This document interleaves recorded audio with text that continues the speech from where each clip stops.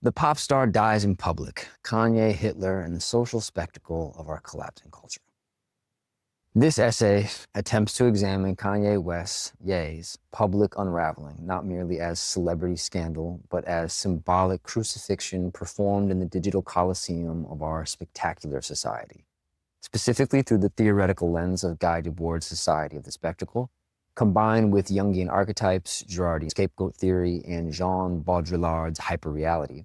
We analyze how Kanye functions simultaneously as shaman and sacrifice, architect of fame and its casualty. His trajectory reveals the structural emptiness at the heart of celebrity, digital media, a mirror reflecting our collective disintegration rather than merely an individual's collapse. We're living in a volatile time, people. Emotionally, spiritually, and culturally, public figures become vessels for our collective projection. Symbols become minefields. Conversations escalate into battlegrounds. And somewhere beneath all the noise, the human soul still aches to be seen, to be understood, and for our trauma to be healed. Lately, I've been in deep reflection, largely because I'm about to become a dad. And partially because the state of the world keeps revealing new layers of what it means to hold power consciously. I found myself reckoning with the weight of masculinity, the ancestral codes that we inherit, and the responsibility we carry when we choose not to pass down what we didn't ask to receive. My father is a lot of things, and categorically the definition of a rock star. If you want to learn more, Google "Who is Ted Nugent" and enjoy what follows. I've squirmed away from any affiliation for the past 15 years because I just wanted to be my own person. Throughout childhood, I felt like people would look at me through, like an empty ghost kind of portal to get to my dad. I was also conflicted with my own sense of guilt, and I didn't want to be constantly referred to as the benefactor of nepotism and privilege. My father became known more in some circles for his antics, for his behavior. And although he's one of the most brilliant, bright, loving people I've ever known, he has said things over the years that were really mean and unkind. Things that made me look at my own familial impulse to defend rather than to rationally observe. By the time I was in high school, all I wanted was to be known for my own character, to be judged by my actions, my behavior, and the deliverables I brought to the world. I fell in love with basketball and hip hop, a place where I may have been called white boy more than my actual name, which in some twisted way made me feel a sense of belonging more than anywhere else previously. I started making beats and writing raps when I was 18. And after a few years of honing my craft, I put out my first album called Loner You Are, that I wrote and produced and recorded myself. My dad hated it, claimed that it wasn't music. One of my first videos of me ever rapping on the internet that I put out, the first comment said that I should kill myself. Not saying this for sympathy, but just for context that I have been on a mission to find myself for a while now, and that hip hop was a very important vehicle to me along that journey. And amongst this conversation of Kanye and power and arrogance and desensitization, I've struggled in my own way with my own trauma from within this family that felt really bizarre to deal with. While it was also somehow not private, it was not completely public. My dad had an affair when I was 5, and it crushed my mom's spirit. I saw the changes that happened after, and she wrote a book called Married to a Rock Star, which I didn't read until I was 26. When I was 20, my family found out there were 4 human beings that they didn't know previously existed. They were my siblings, my father's children that he didn't know he had, in said rock star fashion, without any real accountability. They wanted to find out who their biological father was, which was amazing for me, but also conflicting for me because I was my mom's only, and it wasn't easy for her. I saw my brother Fleetwood's face on Howard Stern being interviewed about what it was like to find out that our dad was our dad. I've seen how power, specifically artistic, musical, celebrity power, is intoxicating and disorienting, and it can cause distortion of what might otherwise be simple human sensitivities and sensibilities, at least the sensitivities that I aim to keep intact within me. Part of what led me to follow the path of spirituality, the mystical initiation, and to get certified as a yoga teacher, trauma therapist, and ordained minister. During a recent conversation with my mentor, I shared that I had this growing fear lingering in my gut that fatherhood was nearing me, not just because of the chaos in the world, but what lives within me. I had this fear of misusing power, of being a man and not knowing my own strengths when I squeezed too tight out of play or passion, being unconscious in that moment that would rather call for presence or sensitivity, and of replicating harm in subtle ways and being insensitive because of inwardly consumed states. And I realized that fear is not necessarily something to run from. It's something to honor, recognize, and listen to. It's a sign of awareness. And as my mentor said, I'd be concerned if you weren't concerned. Fear is not a weakness. If metabolized in a sacred way, it can turn into a prayer to break cycles, to carry power with integrity, to bring light to what was once unseen, to interrupt ancestral patterns and initiate new levels of depth and consciousness to the world, so that it's better for those who come after us than it was when we.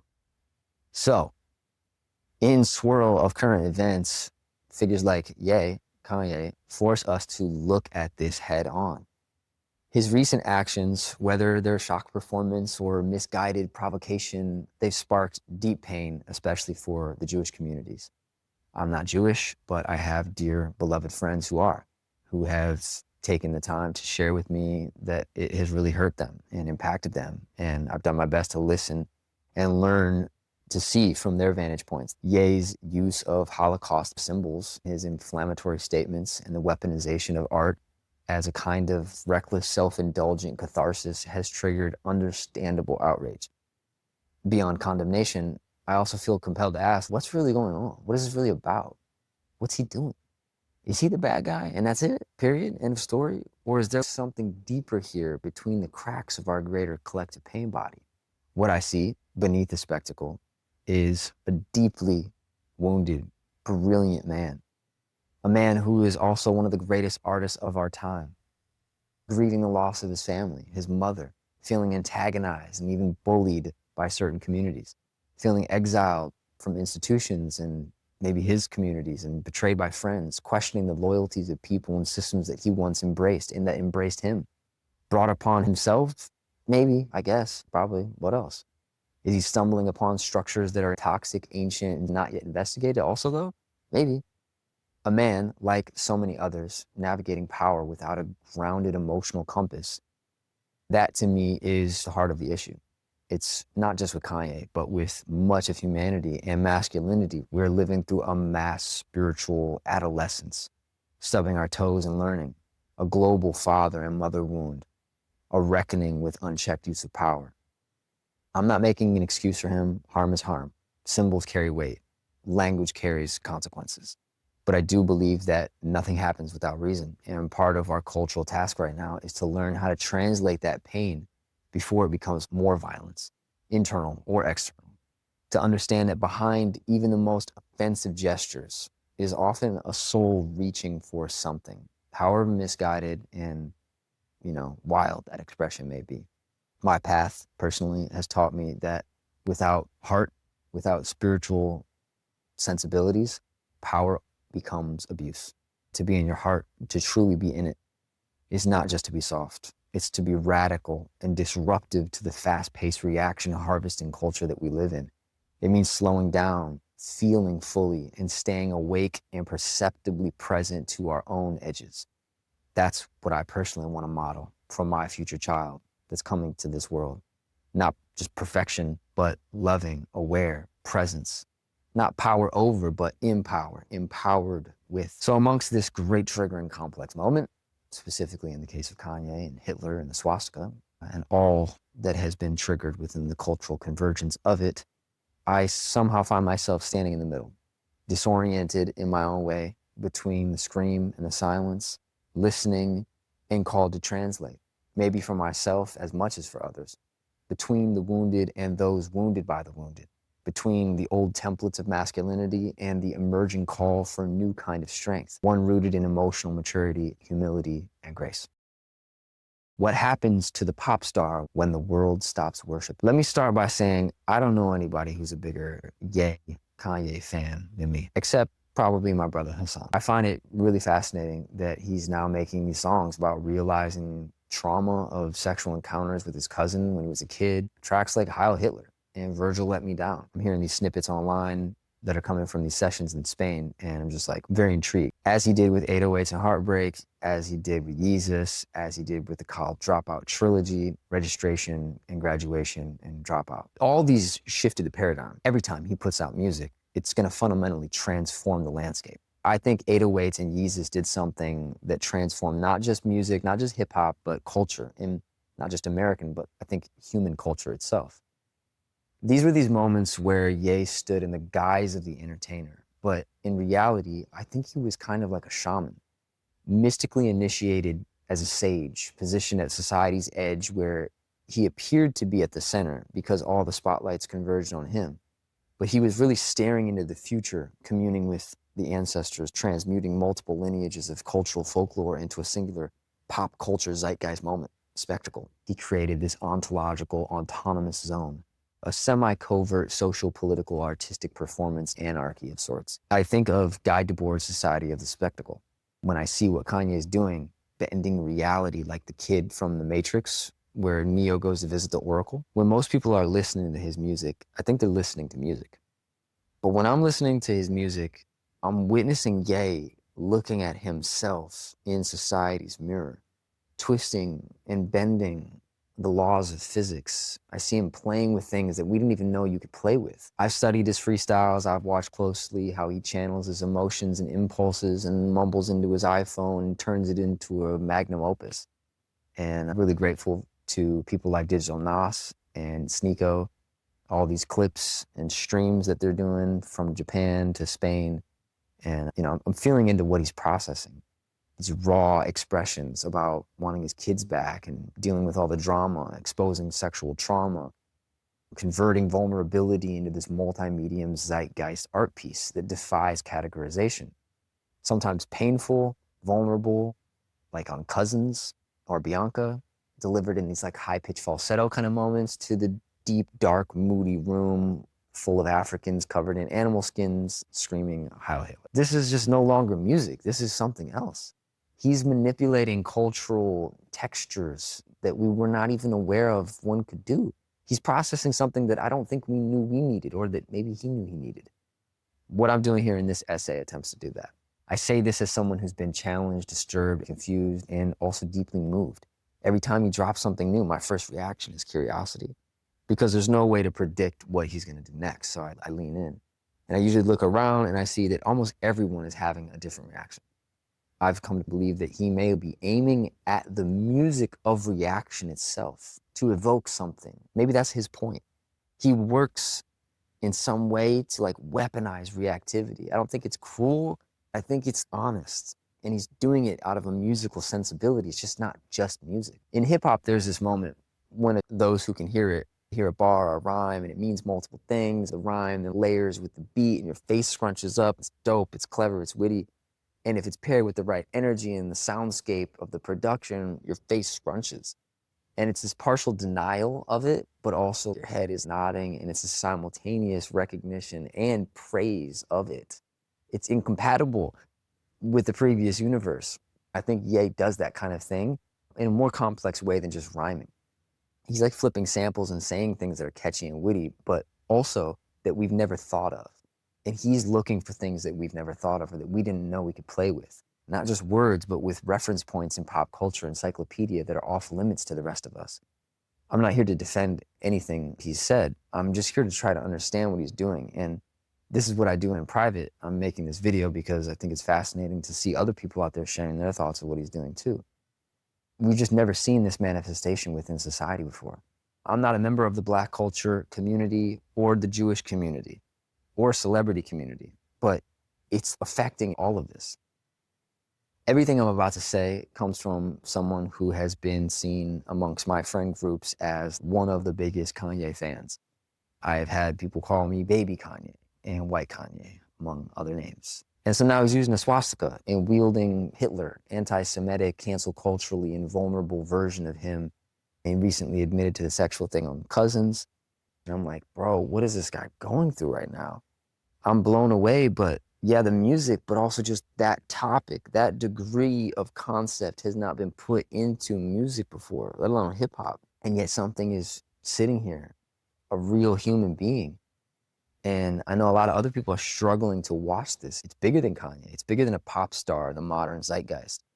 It's the decay of society itself, of celebrity as a concept. And Kanye is just one on the leading edge of this particular evolution and decay. The spectacle is not a collection of images, but a social relation among people mediated by images. In no contemporary figure is this mediation more apparent, fraught with contradictions and emblematic of our cultural condition than Kanye West. His gradual unraveling, marked by swastika imagery, sexual confessions, and the dissolution of his marriage with Kim Kardashian, has increasingly erratic public appearances, causes us to all question what's going on. It's become not merely tabloid fodder, but a cultural rite. We consume his collapse and others with fervor of ancient Romans at the Colosseum. Our screens replacing the arena, our comments replacing the gesture of thumbs up or thumbs down. The question that haunts the spectacle is not whether Kanye is breaking down, but whether we are witnessing in his disintegration the reflection of our own. From musical innovator to controversial provocateur to fallen icon, Kanye embodies that bipolar, conflicted, polarized soul of America itself, a nation increasingly unable to distinguish between authenticity and performance, prophecy and pathology, the sacred and the simulated. I think he represents a lot of things that we're all trying to swallow about ourselves. This video proposes that Kanye's public descent is not a private tragedy, but a hypermediated ritual, a modern digital crucifixion that reveals the emptiness at the heart of celebrity, the internet, and America's spiritual imagination. Kanye functions as a shaman and a scapegoat of society that has replaced the myth with media and can no longer discern between madness and medicine, performance and possession, spectacle and spirit. He's not an individual anymore. He represents something more, so his collapse is like a collective ceremony, the sacrifice that reveals the void where our cultural meaning used to be. Debord wrote a thing called The Society of the Spectacle in 1967, and it diagnoses modern society as one where authentic social life has basically been replaced by its representation. All that once was directly lived has become mere representation. The spectacle is not simply entertainment or media distraction, but now the dominant mode of social relation. Life is presented as an immense accumulation of spectacles, and reality emerges only as an object of contemplation. In this theoretical framework, the celebrity becomes the perfect vessel for the spectacle, both in its high priest and its sacrifice, the altar and the offering. So Kanye, his trajectory embodies this contradiction with uncanny precision. From his breakthrough through The Wire, a song literally created through physical pain, with his jaw wired shut following a car accident, to the gospel-infused Jesus is King. His career traces this arc of increasing mediation, where the boundaries between the man and the media construct itself are dissolved. So what makes Kanye so unique? It's his apparent awareness of the mechanism. Unlike celebrities who pretend like the camera's not there and maintain the illusion of authenticity while being entirely constructed, Kanye has repeatedly broken that fourth wall. Name one genius that ain't crazy, and other things that he said, like on Feedback, acknowledging that the spectacle is there while also remaining trapped within it. His famous interruption of Taylor Swift at the 2009 VMAs marked a pivotal moment when the spectacle became self-aware, when the carefully choreographed rituals of celebrity worship were disrupted by an acknowledgement of their artificiality. This awareness, however, does not liberate him from the spectacle itself. It intensifies his entanglement. As Debord notes, the spectacle's social function is the concrete manufacturer of alienation. So Kanye's increasing alienation from his audience, from his peers, from himself, from conventional social norms, it's not like incidental to his celebrity, but it's constitutive of it. His isolation becomes the perfect mirror for a society of individuals increasingly connected through digital interfaces, yet profoundly disconnected from the embodiment of humanity and community. Kanye as jester king, trickster shaman. Anthropologically, the shaman occupies the liminal in-between position in traditional societies, simultaneously inside and outside the community. He's wounded and he's healing. He descended into the madness to bring back the wisdom. The shaman's initiation typically involves a psychic dismemberment, something that I have personally gone through. In my own way, I have testimony for. It is a spiritual rebirth that categorically recontextualizes your entire life and identity in the name of the highest power, God, spirit. It requires a descent into the underworld of yourself, all exists, the collective, and a reconstitution, a rebuilding with heightened sensitivity to invisible forces. This figure bridges worlds, the material and the spiritual, the rational and the irrational, the individual and the collective. Carl Jung's archetype of the trickster, similarly, embodies contradictions. The disruptor who creates through destruction. The truth teller whose methods undermine his message. The figure who exposes societal hypocrisies while doing them himself. The trickster, or the royal court jester, operates at the boundaries of social acceptability, right on the edge, right on that, reveling, arbitrary, seemingly random, empty nature of cultural norms and violating them. Ye inhabits both of these archetypical positions in contemporary American culture. His bipolar disorder diagnosis, which he has both embraced and rejected, positions him as that wounded healer, the artist whose suffering becomes the source of his creative power. Name one genius that ain't crazy. And he's also said, ain't nobody more crazy than me. Explicitly connecting psychological disturbance with prophetic insight, echoing that ancient association between madness and the divine communication. People don't have context or framework. It's just like, what is this guy on?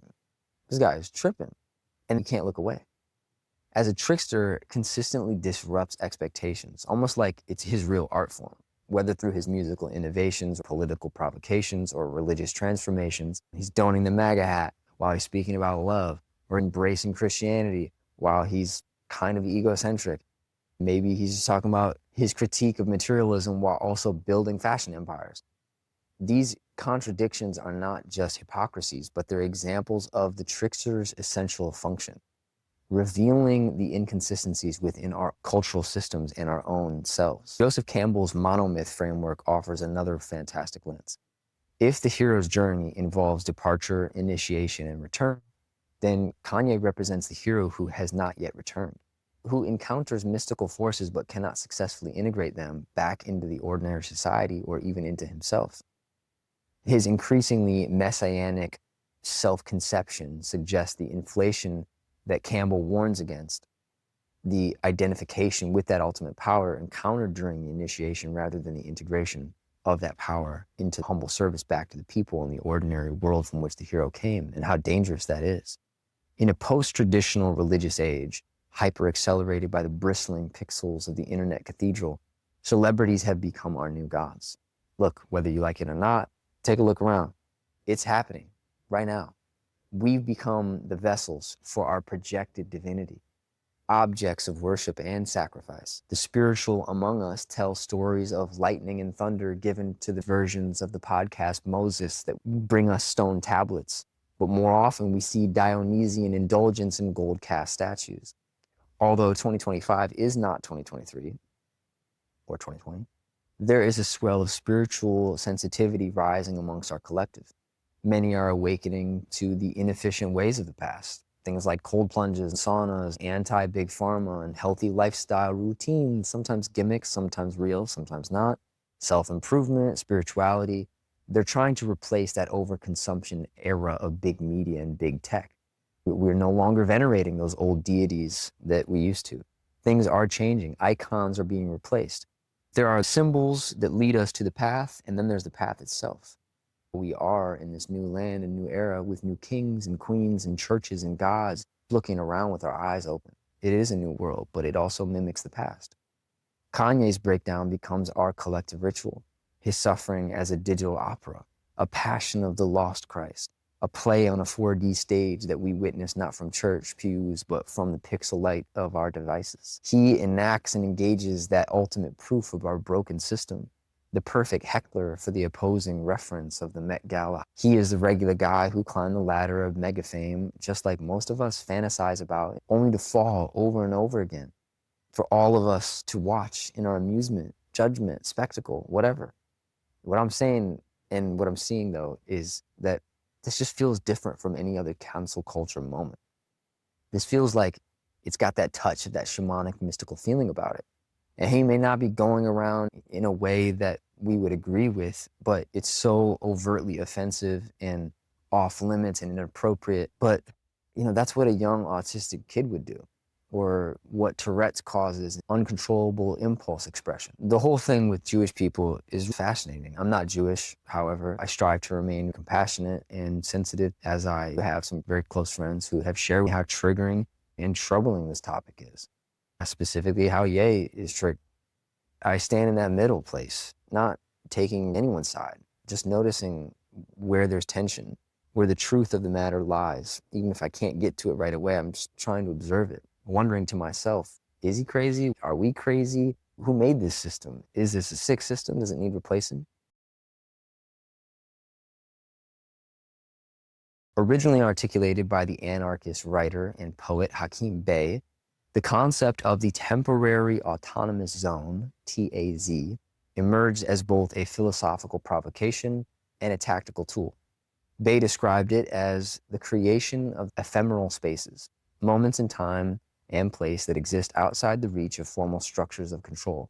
These zones are not designed to last forever, rather, they exist like flash mobs of meaning, pop-up sanctuaries of creative freedom, resistance, and ecstatic presence, before dissolving back into the matrix of the regulated world. A TAZ is not a utopia in the conventional sense. It doesn't demand permanence or institutional legitimacy. Its power lies in its elusiveness, in its ability to arise spontaneously, enact a rupture in the normal, and then vanish before it can be co-opted. It's a pirate utopia of sorts that's temporarily escapes the surveillance and the commodification and hierarchy, if only for a moment. It can take the form of a rave, a protest, a commune, a work of art, pop-up moment of radical intimacy, or a cryptic cultural signal broadcast into the noise. In Bey's words, the TAZ is an ontological insurrection, a rebellion not only against political control, but against the very structures that define reality for the collective. As such, it operates outside the binaries of left and right, legitimate and illegitimate, moral and immoral. It is the liminal zone of play, ritual, and reclamation. This framework is really helpful to see Kanye through. It's perhaps very essential when attempting to make sense of what he's doing in this increasingly unhinged symbolic gestures in the recent years, specifically with the Nazi stuff. His aesthetic provocations, the adoption of the swastika, the invocation of Hitler, and an ultra-catchy pop hook. It can be seen as distorted attempts at constructing a TAZ through celebrity spectacle. But he's not asking for permission. He's not seeking redemption. He's exploding boundaries, drawing fire, and then refusing to clarify. This too is a tactic. Whether conscious or not, Ye is leveraging the algorithmic structure of modern media to build a temporary space of attention and chaos, one that lives for a moment outside the rules of discourse before inevitably collapsing under its own weight. But unlike the ecstatic mutuality Bey envisioned, where a TAZ becomes a site of liberated communion, Ye's version risks becoming a toxic autonomous zone, a space born not of shared freedom, but of a wounded ego, reactivity, and unresolved trauma. Where Bey's TAZ is rooted in the anarchic sacred, Ye's recent performances often feel rooted in the pain of unprocessed father wounds, racial rage, spiritual confusion, and some kind of desperate desire to be both seen and unshackled. This distinction matters because while the TAZ can be a space for healing, art, and transcendence, it can also be hijacked if formed unconsciously and become a vortex of projection and harm. It is not the space itself that saves or damns, but the intention behind its creation. So in this way, Ye becomes like a mirror for the culture that made him, a society addicted to spectacle, celebrity, attention, starving for authenticity, and quick to crucify what it does not understand. Perhaps the deeper tragedy here is not that Ye builds TAZs, but that he builds them with no stable ground to return to, and then moves on to the next thing.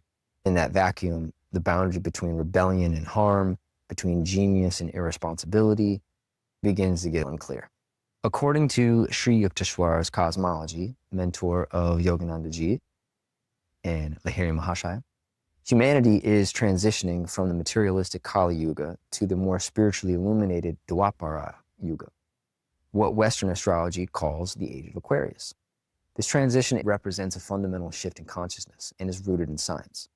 From hierarchical to networked, institutional to individual, externally defined to internally realized.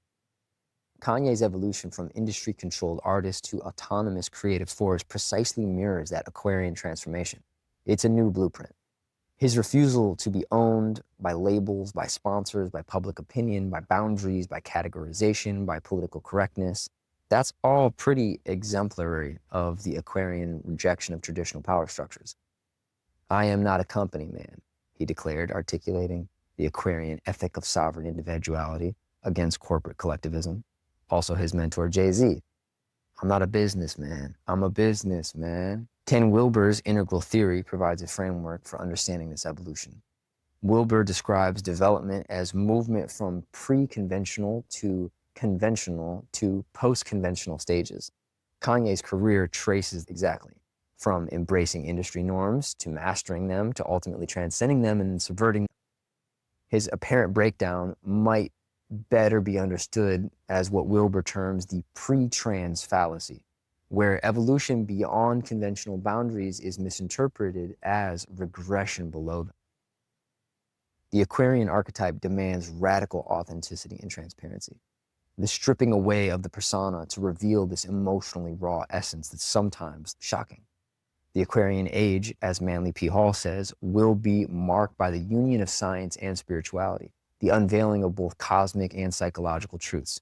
Kanye's increasingly raw self-exposure, funny enough, sometimes with a mask on, from these confessions about addiction to mental health to provocations about sexual life to political life, it kind of matches up with this Aquarian template toward total transparency and honesty, however destructive it appears to be. What we are witnessing is not madness, but the death of the puppet, the celebrity as manufactured commodity product, and the birth of something more primordial and uncontrollable, the sovereign node in the decentralized meaning-making meme network.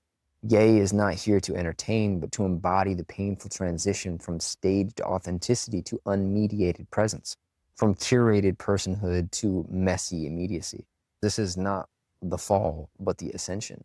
From Guy Debord's analysis of the spectacle to the new paradigm of radical exposure, it's an evolution beyond conventional boundaries, misinterpreted as regression. So it looks like he's going backwards, but he's actually just too far ahead of where we are right now. It looks alien, unfamiliar, unrecognizable. It looks like he has something mean-spirited in his heart, but maybe he's processing an emotional quality that we're also processing, but not yet so directly. Because of his celebrity status and cultural perspective, he's able to tap into problems and issues we don't yet have access to. So it looks like he's just doing clickbait shock performance, but maybe there's something deeper, some kind of method to the madness.